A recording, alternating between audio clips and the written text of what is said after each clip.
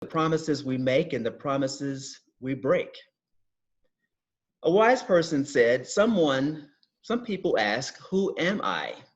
And expect the answer to come from their accomplishments. Other people ask, who am I? And expect the answer to come from what other people think about them. A person who dares to make and keep promises discovers who she is by the promises she has made and kept to other people. We Unitarian Universalists distinguish ourselves by the promises we make. Our promises replace doctrine, commandments, rules, and disciplines found in other denominations. UUs don't assent to theological or confessional statements. Our ministry depends on promise keeping. It's that simple. To be a UU, we choose, as the Reverend Alice Blair Wesley says, fidelity. Let us examine a few ideas. During my previous marriage, a funny thing happened to me. One morning I woke up, and as usual, I went to the front door to survey the neighborhood. That morning, when I looked outside, everything seemed fine, but I noticed something was missing. The dark green Ford Mustang parked in front of the house wasn't there. Seeing this, I panicked and picked up the phone and called the police. I reported a stolen vehicle. Well, the emergency operator took my information and said that she'd get back to me. As I waited, I phoned my then wife and let her know. To my surprise, she notified me that she had let the payments lapse. She just hadn't informed me of her decision. So you can imagine the embarrassment and the shame I felt for my impulsive behavior that morning. Well, I lift this story as an example of a promise made. Not paying and allowing the lender to repossess the vehicle was a promise broken.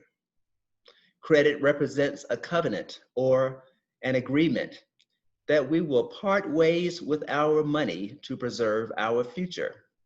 Our whole lives are based on promises. We, the people, covenant with our local and state governments. We create laws and ordinances and pay taxes. They provide services such as water, paved roads, sanitation and recycling, and police and fire departments. The founders of this great democracy conceived it upon covenants. We pay income taxes, and the government provides defense, clean air, social security and welfare, medical care for the indigent, national parks and highways. When the government breaks the covenant, we the people take to the streets in protest. We're witnessing our covenants unfurl during this pandemic. It exposed holes in our social fabric. It exposed political stubbornness. It exposed what billionaire Warren Buffett calls who is swimming naked. That is, the businesses operating on thin or very small margins. We've also witnessed the least of these suffer the greatest consequences. That includes people of color, the elderly, the working class, poor people, and anyone who can't work via Zoom. The economic contraction has affected them most. Well, what is the relationship between covenant and Unitarian Universalism? Let us connect the dots. As UUs, we are recipients and beneficiaries of great covenants. We feel, like the rest of the country, the hurt and pain of broken and weak links in our governance. As the death toll from COVID-19 rises, we realize that our covenants have not held up as we had expected.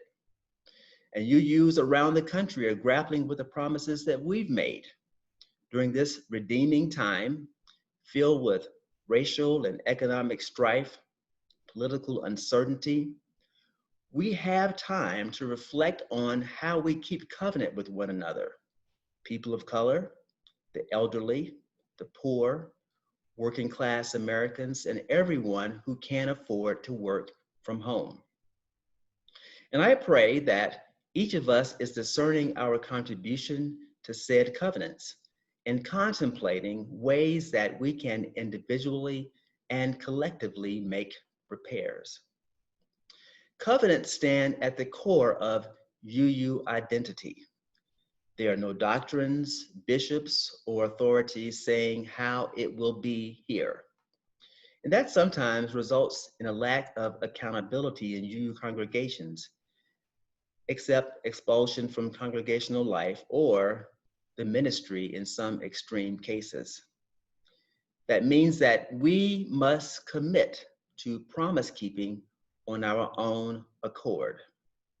We must take seriously the promises we make and hold ourselves accountable.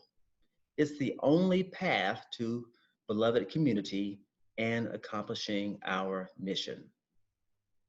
What would happen to us if we had the same agreements with this congregation as with our governments, our lending institutions, or say our physicians and medical community? Would we still be as viable if we broke those promises to this congregation? In congregational life, the promises we make aren't as stringent. We can hold them at arm's length. When people feel the congregation or fellow members have broken their promises, they leave. They walk away. And that makes excellent sense to me. No one wants to hang around when they feel that they're not getting what was promised. As Cord Jefferson said in his excellent essay, it is simple because it's reflexive. What then makes our covenants binding?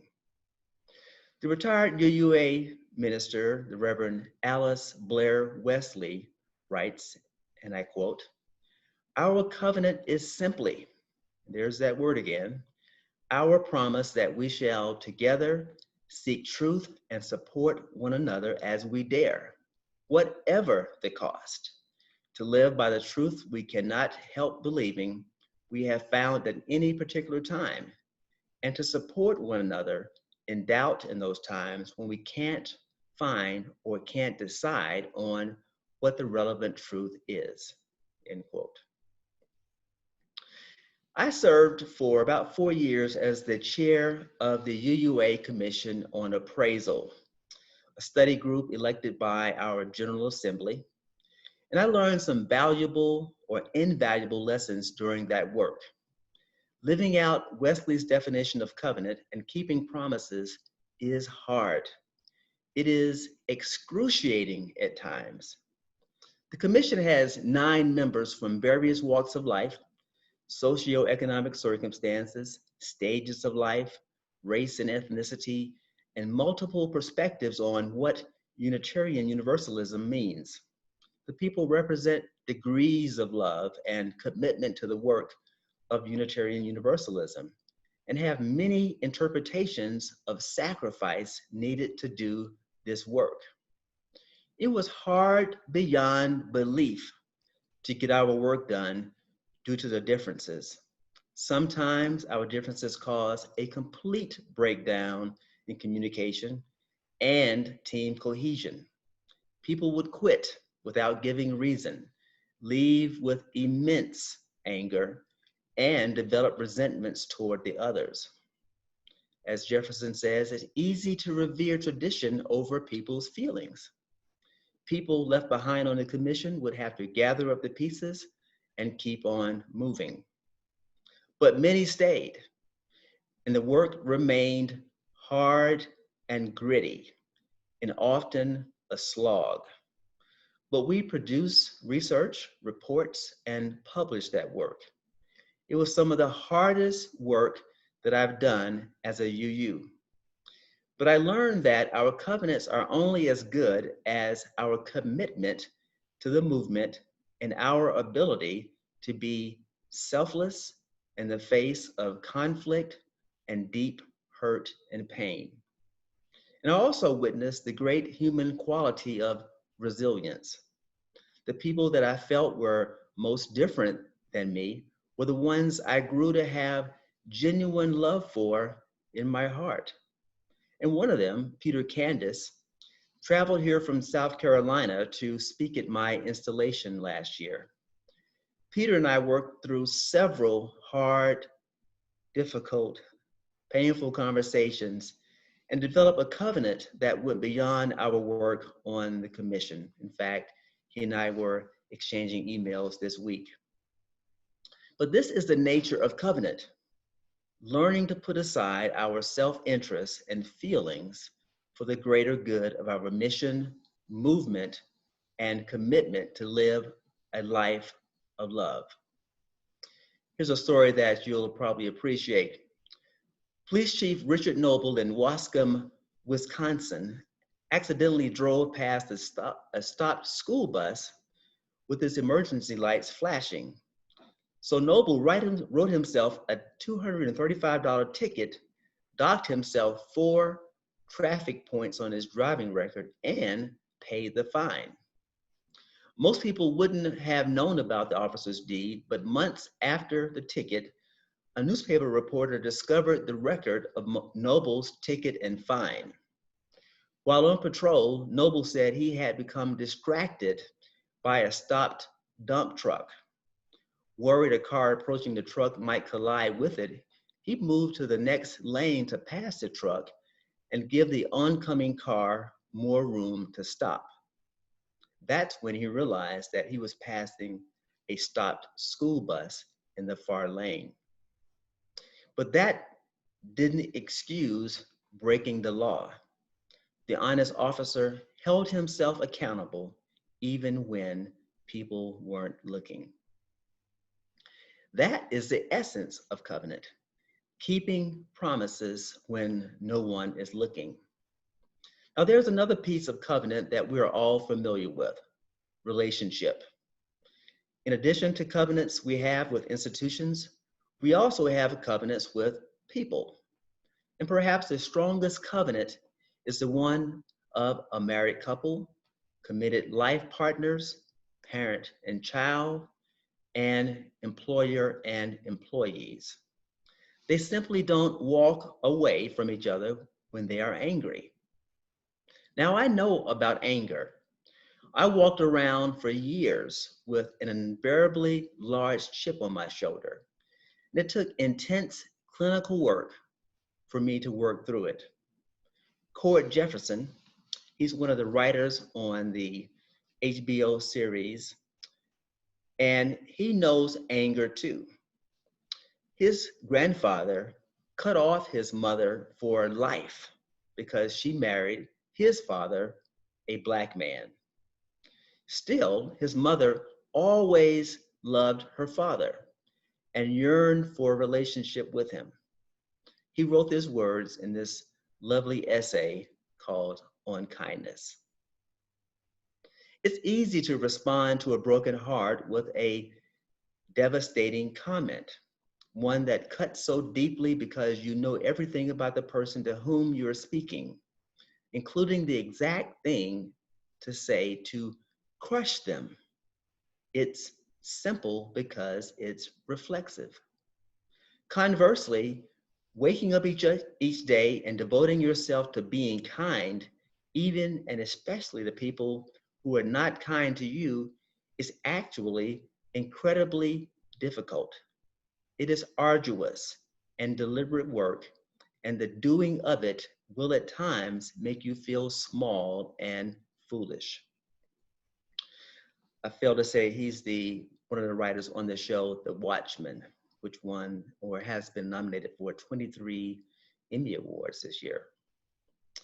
A culture of covenant flows from a culture of kindness, which creates a culture of beloved community. And that's how we connect the dots. It's simple, but it is not reflexive. Each of us must be a creator of covenant culture and keep the promises we make. John Lewis wrote, and I quote, I urge you to answer the highest calling of your heart and stand up for what you truly believe, end quote. Keeping covenant is the highest calling for UUs. It's our core identity. The chief obstacle to fulfilling a covenant is our discomfort. As the actor O.T. Fagbenny declares, and O.T. Fagbenny was also a TV actor, he says that everything worthwhile is on the other side of your discomfort. So the question I have for us today is, how do we get to the other side of our discomfort and keep our covenants here at the UUCLC?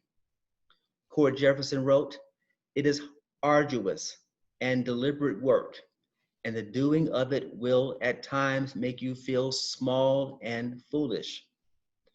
During this pandemic, I believe that your sense of covenant has shone through like this hot New Mexico sun, and I see commitment to covenant all around me. While many congregations are struggling, your generosity has come through in abundance. People continue contributing generously, prepaying pledges, and have created a surplus in the minister's discretionary fund. Our ministries are strong and viable. And that's because you are keeping the promises you made when no one is looking. I do want to lift up some teams in our ministry that are doing a spectacular job during this time, this redeeming time. The first is the RE committee. They're becoming a powerhouse behind the scenes, working with our RE director, preparing for the coming fall and our in gathering.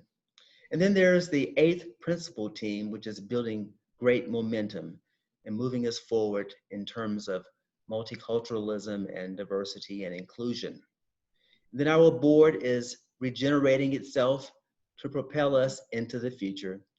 And I want to give a special shout out to all those who have been working to renovate our library, which is looking fantastic and more welcoming every time I go into the building. I am inspired to serve as your minister. As John Lewis wrote, "You filled me with hope." And I encourage all of us to keep fulfilling the promises that we make. Together, we will create a culture of covenant and a culture of beloved community. Amen, Ashe, and let it be so.